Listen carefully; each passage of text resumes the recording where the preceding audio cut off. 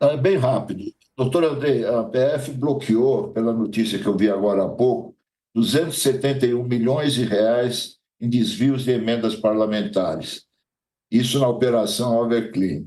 O senhor tem ideia do tamanho do rombo de todas as investigações? Se só uma das investigações já bloqueou 271 milhões, nós estamos falando de quanto dinheiro que foi roubado, que foi desviado nas emendas parlamentares. Olha, dá para dar uma dimensão disso?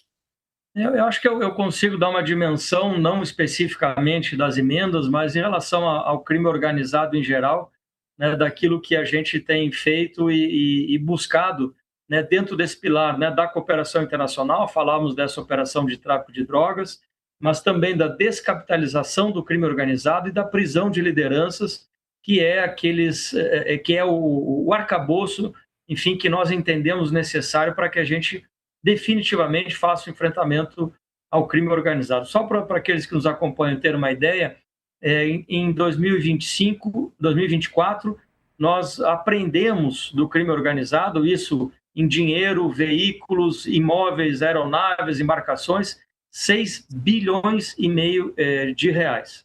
Ano passado, e o número está sendo fechado, eu devo na segunda quinzena divulgar, foram cerca de 10 bilhões de reais que nós efetivamente aprendemos. Não é aquele valor que às vezes o juiz determina o bloqueio, mas quando vai lá na conta do sujeito não tem um centavo.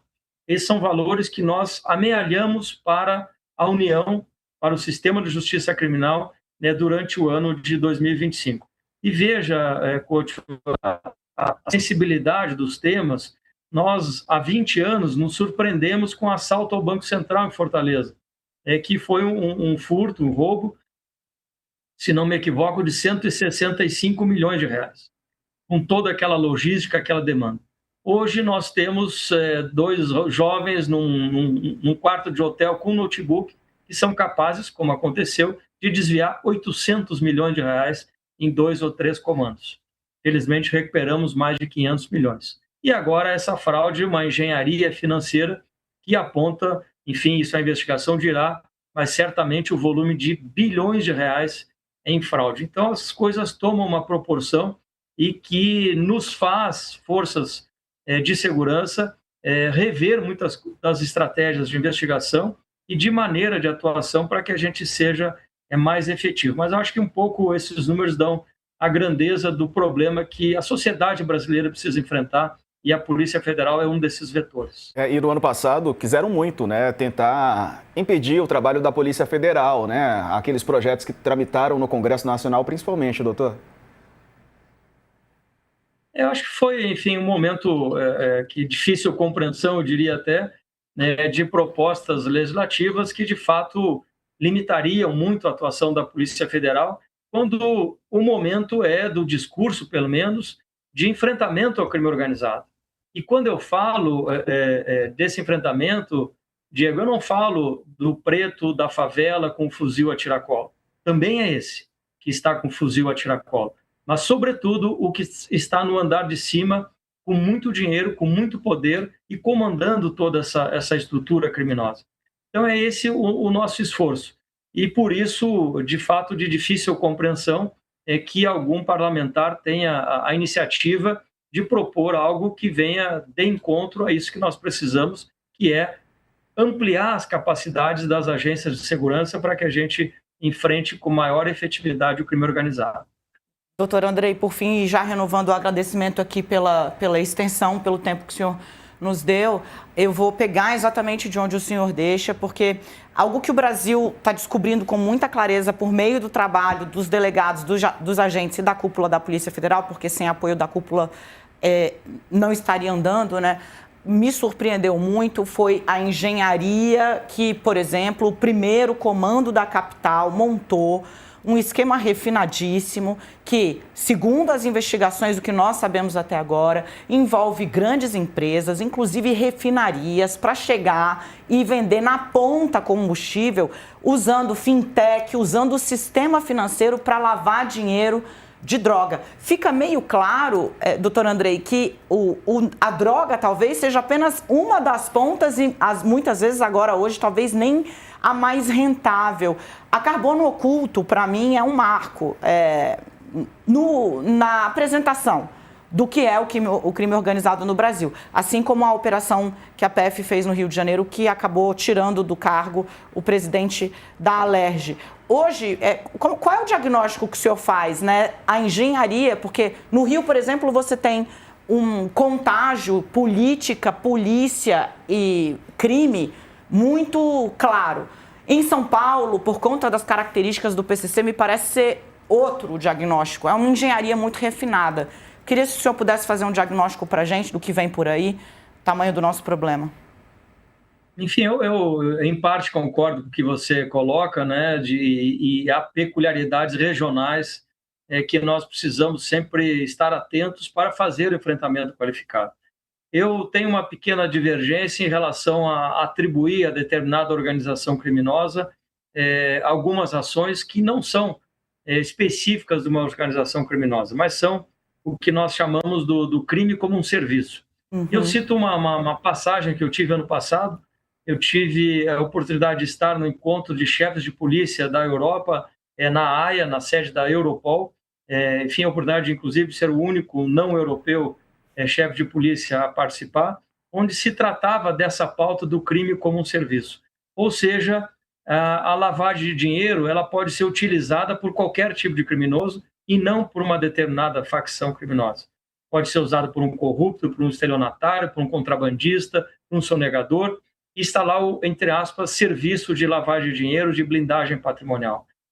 O transporte de drogas ou de qualquer outro ilícito pode ser contratado também como um serviço. E isso não é um serviço de determinada organização, mas é a própria organização que usa desses mecanismos. Então, eu tenho muita parcimônia ao avaliar esses fatos, porque quando se diz que tudo é de determinada facção, nada é dessa facção, isso dificulta a compreensão do fenômeno e o enfrentamento. Então, a gente tem muita cautela nessa avaliação, e esse caso de São Paulo que você cita, da Carbono Oculto, que tem a Operação Tanque, Quasar, enfim, que se misturam nesse contexto, são investigações que mostram o uso desses instrumentos por vários atores criminosos, Perfeito. Não necessariamente vinculados a uma organização criminosa. E o caso do Rio de Janeiro, nós temos operações importantes, e veja a importância da DPF das favelas, onde, quando se dizia que ela impedia o enfrentamento ao crime organizado, na verdade, estava se usando isso como uma muleta para não fazer determinadas ações. O que nós estamos mostrando agora é que o crime organizado não está só na favela. O crime organizado está em vários segmentos e nós estamos focados no que é o chamado andar de cima. A Polícia Federal atua com essa independência, com essa autonomia, sem olhar a cor partidária, ideologia, status social, econômico, político, o que quer que seja.